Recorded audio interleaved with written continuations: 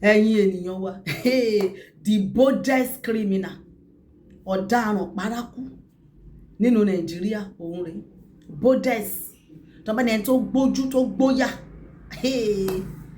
ẹni tí wọ́n mú tọ́wọ́ bà tó jalè tó ṣe báyìí sọ̀rọ̀ ní àgọ́ ọlọ́pàá handmade pistol ló wà lọ́wọ́ ẹ̀yìn ó dárúkọ bí tóun tira ok kí ló wá fi ń ṣe o iṣẹ́ wo gan ló ń ṣe pàtó ó ní oníṣẹ́ ọwọ́ lòun àwọn tó ń ṣe aluminium ọ̀dà kí ló sún ẹ dé pé kó lọ máa já ṣọ́ọ̀bù oníṣọ́ọ̀bù ó ní òun rí wípé owó sáfẹ́rẹ́ lọ́wọ́ òun ò dẹ̀ ní ẹ̀rọ ìbánisọ̀rọ̀ ẹ kó ń bọ́ sí àárín ìgboro kó ń dẹ̀ wá ẹ̀rọ ìbánisọ̀rọ̀ ṣọ́ọ̀bù tó ń wọ́kọ́ máa dé òun yá ẹ kó 300,000 naira wá ń bẹ̀ yẹn pẹ̀lú ìbọn ó náà gbé ìbọn sí wọn lórí báyìí ó ní kan tó torí ṣe ìbọn yẹn gangan ni wípé anybody tó bá cross boundary òun á show ẹ̀ òun á jẹ́ kó mọ̀ wípé òun gbé sọ́wọ́ gidi o ẹ̀yin ènìyàn wa the boldest criminal in Nigeria òun lélẹ́yìí á fi ohùn sí ẹ̀ gbọ́ ọ̀rọ̀ lẹ́nu ẹ̀ nílé iléeṣẹ́ ọlọ́pàá àgọ́ ọlọ́pàá ló ti ń sọ̀rọ̀ tó dúró tán bẹ́ẹ̀ yẹn o ẹ̀yin ènìyàn wa ìfagbáyé lọ́gbẹ̀rí ọmọ o pásítọ̀ Adébánjọ pásítọ̀ Bánjọ general overseer wọ́n ti di oníṣẹ̀ṣe general overseer pásítọ̀ Banjo Felix Gold lórúkọ wọn àwọn lẹ̀ ń wò yìí wọ́n ní àwọn ni olùdásílẹ̀ ilé ìjọsìn Image of God Evangelist Prophetic Ministry wọ́n ní àwọn ni olùdásílẹ̀ ilé ìjọsìn yẹn o ṣùgbọ́n báyìí àwọn wá kéde sí gbogbo àgbáyé wípé àwọn ti di oníṣẹ̀ṣe o àwọn ò kì í ṣe ẹlẹ́sìn kìrìsìtẹ́nì mọ́ o àwọn ti di onífá o àbí onífá àbí babaláwo ó dà wọ́n náà àwọn ti di oníṣẹ̀ṣe àwọn lẹ́ ń wò yìí á fi ohùn sí ẹ gbọ́ ọ̀rọ̀ lẹ́nu wọn ẹjọ́ àwọn ọmọ ìjọ wa ń kọ́ àníká béèrè ni o níbo ni àwọn ọmọ ìjọ máa wá o àti auditorium àti ilé ìjọsìn ibo ló máa wá wọ́n máa ṣàlàyé yẹn fún wa tá a bá ti fi ohùn sí ẹ̀yin ènìyàn wa wọ́n ní no pay bail o wọ́n ní wọ́n ti cancel rẹ̀ o kí ni wọ́n cancel kéré o wọ́n ní ẹ ò gbọ́dọ̀ sọ béèlì mọ́ o tẹ́ bá dé àgọ́ ọlọ́pàá wọ́n ní tí ọlọ́pàá bá mú ẹ tí wọ́n bá ti gbé fọ́ọ̀mù yẹn fún ẹ wọ́n ní ẹ máa kà nǹkan tó wà nú ẹ àwọn èèyàn tí wọ́n náà máa ń gbé lọ ságọ́ ọlọ́pàá tó lọ máa ń gba béèlì wọ́n ní ẹ kì í ka ìwé tó wà lọ́wọ́ yín fọ́ọ̀mù tẹ́ fíìlì wọ́n ní wọ́n ti kọ sí wípé ẹ má san béèlì ọlọ́pàá yìí ló ṣàlàyé bẹ́ẹ̀ o wọ́n ní tó bá wá ní ọlọ́pàá tó ń sọ fún yín wípé ẹ mówó wá iye báyìí lówó béèlì yín wọ́n ní ẹ ṣáà sọ fún wípé wait jẹ́ kí n pe IG ọlọ́pàá ẹ̀rọ ìbánisọ̀rọ̀ tẹ́ pé IG ọlọ́pàá sí ó wà ń bí àfohùn sí wọ́n ní kò sí pé ẹ̀ ń sọ béèlì mọ́ wọ́n wá sọ irú ẹ̀sùn tó jẹ́ o wọ́n wá sọ irú ìwà ọ̀daràn tẹ́nìyẹn hù o wọ́n ṣàsọ wípé no béèlì o kò sáyè pé ẹ̀ ń sọ béèlì mọ́ o wọ́n ní wọ́n ti káńsù òfin sísan béèlì lágọ̀ọ́ ọlọ́pàá o èmi kọ́ ló sọ ọlọ́pàá tó sọ ni wọ́n dẹ̀ gbé ẹ̀rọ ìbánisọ̀rọ̀ IG ẹ̀rọ ìbánisọ̀rọ̀ tẹ́ ẹ lè pè sí tó bá ti dojú ẹ̀ tó ti rú yín lójú lágọ̀ọ́ ọlọ́pàá wọ́n ti gbé ẹ̀rọ ìbánisọ̀rọ̀ síta ẹ̀yin ènìyàn wọ́n jẹ́ ká kọ́ fi ohùn sí the boldest criminal in Nigeria ó bòdù bàjẹ́ kẹ́yàn gbójú báyìí nídìí olè jíjà níwájú ọlọ́pàá ẹ bá wa gbọ́n nǹkan tó sọ o wàhálà ti wà. Okay, can you tell us your name? My name is Owó Beeli. Where are you from? I'm from Abi local government. Abi local government. Okay, what are you doing here in Cross River? I'm learning the handwork. I'm learning aluminium at Calabar Roundabout. So what now prompts you to go out with this local mate gun? First of all, I bought it from my own safety. Maybe if I have issues or somebody has done something that has annoyed me, and not just shooting him, but showing it to him that I am capable of doing it, but you should not try my part.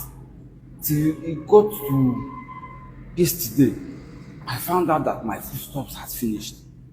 And they stole my phone 4 days ago. I don't have phone to use in calling, reaching out to my people, beg them for money. So I remember that I had this one mouth, locally made pistol, and a cartridge in it. So it prompted me to go outside and know how I would get small money to assist myself. That yesterday. That was what happened.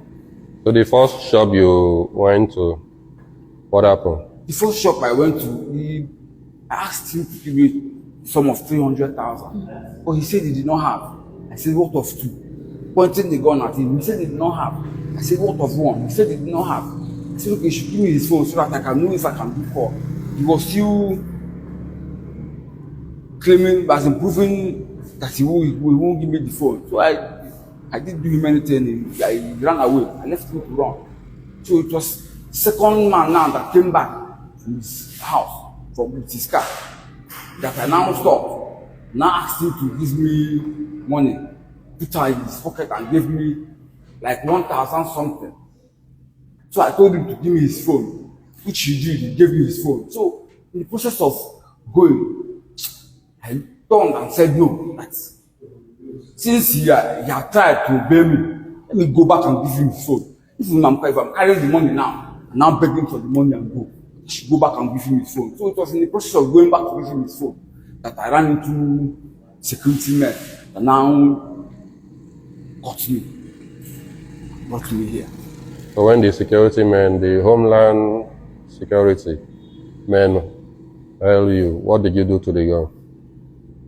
When they got me at first, to save myself, I flung the gun away. I threw the gun away to be on a safer place, to reduce less pity from them. But along the line, the truth came out. I had to go back and retrieve back the gun where I threw it, and thank God I saw it in that compound it was. Look at it here. Please. Look at it.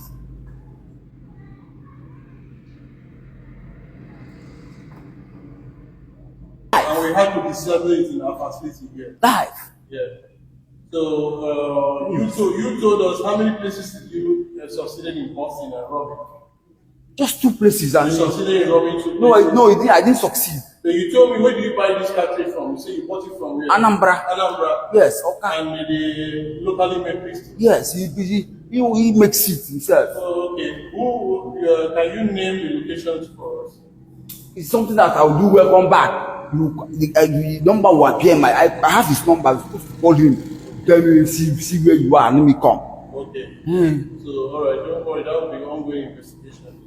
So, you say what your name again, please? Offer will say, sir. Offer Wilson from where? From the local government, Oshowa State. At what time did you catch you and bring it down to our facility? Around after 3 After 3 p.m. Yeah.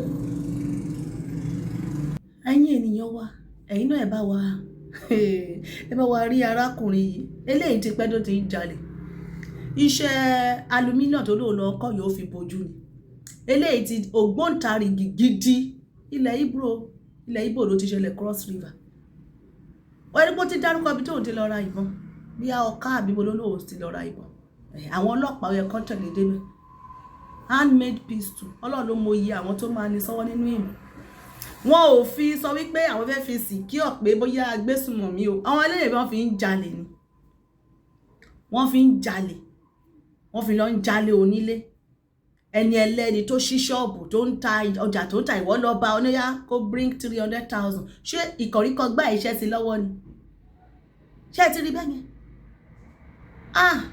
àfi kí lẹ́dùnmọ̀lẹ̀ kó gbà wá lọ́wọ́ irú àwọn eléyìí ògbóǹtarìgì ọlọ́ṣà gidi ni kò tiẹ̀ ní pé nǹkan tó ń sọ yìí òun máa jẹ̀bi ó kàn ń sọ ní ìsọ bí pàtó bá ní pé yes orí right òun lòun wà òun kọ́ṣẹ́ ó wò pé owó sáfẹ́rẹ́ lọ́wọ́ ẹ̀ ó fa ìbọn yọ ó ní kó wọ street lọ wá ó kàn lọ wá kàn nílò fóònù and then change sáfẹ́rẹ́ lọ́wọ́ ẹ̀ abẹ́ ẹ̀ máa gbọ́rọ̀ burúkú lẹ́nu ẹ̀yẹ irú eléyìí bá ó yẹ kó gbàgbé ẹ̀ sí ọgbà ẹ̀wọ̀n bẹ́ẹ̀ ni ó yẹ kí wọ́n gbọ́ọ̀rọ̀ ni wọ́n pọ̀ sínú ìlú nínú àwọn eléyìí wọ́n á wá iṣẹ́ kan máa kọ́ iṣẹ́ tó ń kọ́ yẹn báyìí ó fi bojú ni wọ́n á kọ́ṣẹ́ lọ́sàn-án tó bá dọ̀wọ́ alẹ́ wọ́n á bọ́ sí ìgboro ẹ̀yin èèyàn wa kí ló tẹ́ bá wa rí sí the boldest criminal in Nigeria ó ní boldest criminal Pastor Banjo Felix Gold wọ́n náà wọ́n ti doníṣẹ̀ṣe o wọ́n ní Ifá ń gbáyé lọ́gbẹ̀rí ó mọ́ o wọ́n náà wọ́n ò ṣe pásítọ̀ mọ́ o wọ́n ní ọwọ́ àwọn ni Ọlọ́run gbà dá ìjọ Image of God Evangelist Prophetic Ministry sílẹ̀ ṣùgbọ́n báyìí àwọn ò ṣe pásítọ̀ mọ́ o wọ́n ní gbogbo ẹ̀sìn wọn yẹn wọ́n ní wọ́n fi tàn wá jẹ ni pé àwọn ti di oníṣẹ̀ṣe báyìí ẹ jẹ́ ká gbọ́rọ̀ lẹ́nu wọn.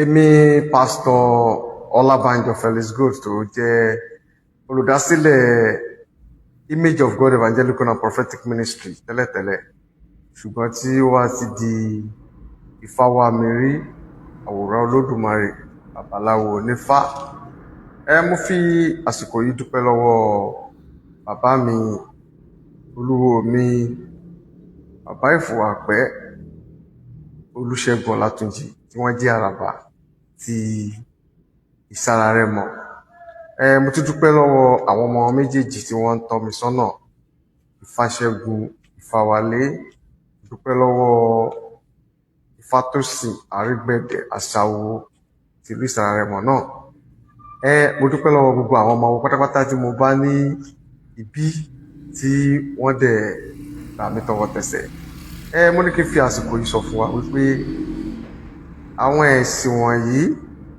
ẹ̀sìn àjòjì wọ̀nyí wọ́n tàn wá ní o ìṣe ní àgbà pé ìwọ náà tí o fẹ́ wọgbódù o fẹ́ tẹ̀fá o fẹ́ béèrè lọ́wọ́ irúnmọlẹ̀ o fẹ́ bá Ifá ní gbólóhùn o fẹ́ mọ bí ọ̀rọ̀ ayé ẹ̀ ṣe rí. ẹ̀yin ènìyàn ẹ bá wa gbọ́ ọ̀rọ̀ lẹ́nu Pásítọ̀ Banjo Felix Gold olùdásílẹ̀ ìjọ Image of God Evangelist Prophetic Ministry ẹ bá wa gbọ́ bí wọ́n ṣe ṣàlàyé yẹn àwọn ọmọ ìjọ wọn wá ń kọ́ ibo ni wọ́n wá wà auditorium àbí gbogbo ẹ̀ àwọn ọmọ ìjọ máa tẹ̀lé wọn lọ sí ìdí Ifá ni àbí àwọn ọmọ ìjọ àgbà ìjọ míì máa lọ ẹgbẹ́ ìyèmí ọwà kí ló ń tẹ́ bá wa rí sí ìgbésẹ̀ táwọn náà gbé àwọn ló mọ bó ṣe àbí olúkálùkù ló mọ nǹkan tó pé wọ́n ti sọ báyìí wípé àwọn ò ṣe pásítọ̀ mọ́ wípé àwọn ti di oníṣẹ̀ṣe. àwọn èèyàn kan sọ wípé kì í ṣe Ọlọ́run ló pè wọ́n tẹ́lẹ̀ kí wọ́n tó di olùdásílẹ̀ ilé ìjọsìn ẹ gbọ́ ẹ̀yin ènìyàn wa kí ló ń tẹ́ iná bá wa rí sọ sí. ẹ bá wa dá sí abala lápá ibẹ̀ yẹn ẹ̀yin ènìyàn wa ẹ wo ọlọ́pàá ti sọ̀rọ̀ òfin tuntun ọ̀nù tẹ̀ ti wà tẹ́lẹ̀ náà ṣùgbọ́n wọ́n ní àwọn tí wọ́n máa ń gbé lọ sí àgọ́ ọlọ́pàá wọn ń farabalẹ̀ wọn ń ka ìwé tó ń gbélé wọn lọ́wọ́ wọ́n ní ẹ má san owó kankan ní àgọ́ ọlọ́pàá wọn ò wá sọ irú bí ìwà ọ̀daràn tẹ́nìyẹn bá wò bá ṣe gbé pẹ́ẹ́lí òkè tó bá ti grant bẹ́ẹ̀lì ọ̀dà wọ́n tó bá ti grant bẹ́ẹ̀lì wọ́n ní ọ̀fẹ́ ni wọ́n ní wọn ò kọ sí ìwé pé kí anybody san owó ọ̀dà jẹ́ ká gbọ́rọ̀ lẹ́nu ọlọ́pàá yìí wọ́n ti fi ẹ̀rọ ìbánisọ̀rọ̀ tí ará ìlú lè pè tí ọ̀rọ̀ bá di olówó sísan ní ẹni àgọ́ ọlọ́pàá ní gbogbo inú Nàìjíríà pátápátá wọ́n ní gbogbo àgọ́ ọlọ́pàá tẹ́ ẹ bá dé wọ́n ní ọ̀fẹ́ ní bẹ́ẹ̀lì ẹgbọ́n sókè. Call our people attention to something. When you dey collect person on bail, you dey read the form wey you dey sign. Plenty of them no dey read the form wey dem dey sign. E dey inside the form say. E dey inside the form say this bail wey I dey collect so I no pay 1 naira for this bail so dem give you sign. Plenty of them go carry the thing just sign. Because you just wan comot. Because just wan comot. If you read am, e show say you no pay 1 naira. The law no allow any person to pay money for bail for any police station. And I won't tell you now from my mind, if you enter any police station, they say make you come on money pay for bail. Very simple. Just come on your phone. Tell the officer, say I won't call IGO. Come on your phone. Dial the numbers. Make I roll the number out. Yes. 080 57 0 into 5 places. That is 00000 and 1. The second one na still the same thing, but the end with 2. Make I call am 080 57 00000 and 2.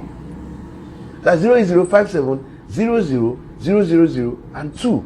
Then the third one, that one we dey collect text message or WhatsApp alone. Yes, so if you don't want to talk too much, you just want to send voice note, you want to send video, you want to send picture, 080. ẹ̀yin ènìyàn wa ṣé iná bá wa gbọ́ dáadáa ṣe rí pé mo fara balẹ̀ pé kí wọ́n pe nọ́mbà yẹn dáadáa.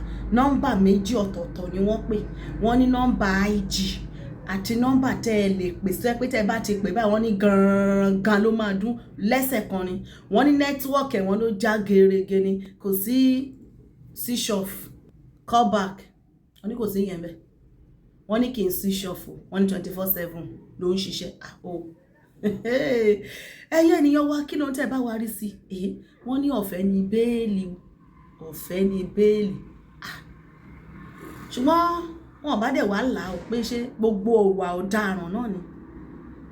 Tó bá ti sọ pé wọ́n ti grant béèlì ẹ̀ o, ẹnìyẹn bá ti dé ẹnu káńtà ṣáà máa lọ lé ni, kò nílò wípé ẹ padà wá ẹ wá san owó béèlì yín. Wọn ní ó ti dọ̀fẹ́ o. Ẹ̀yin ènìyàn wa ẹ bá wa dá sí abala yẹn náà. Ẹ wo gbòòrò Èkó níwájú ilé ìwé gíga ní ẹ̀rí wọn àwọn atoko wá balẹ̀ jẹ́ ibẹ̀ ló ń ṣe gáàsì yẹn. Tó yẹ kó tẹ̀ ń ṣe gáàsì bẹ́ẹ̀ nìkan ni kò bá dá. Jẹ́ gbogbo abẹ́ bíríìjì yẹn bí wọ́n ṣe léra wọn síbẹ̀ nìyẹn tí wọ́n nà tẹ́rẹ́tẹ́rẹ́ bí ẹja ṣáwá. Ibẹ̀ ni wọ́n ń sùn. Wọ́n ròyìn iṣẹ́ ọ̀daràn tó ń hù ń bẹ̀ yẹn. Brọ́dà wa tó ṣe fídíò yẹn gbóhùn lẹ́nu wọn sìn. Bí wọ́n ṣe sùn síbẹ̀ yẹn bẹ́ẹ̀ náà ni wọ́n hùwà ọ̀daràn. Àwọn ni wọ́n ń ba gbogbo àwọn orí afárá wọ̀nyẹn jẹ́.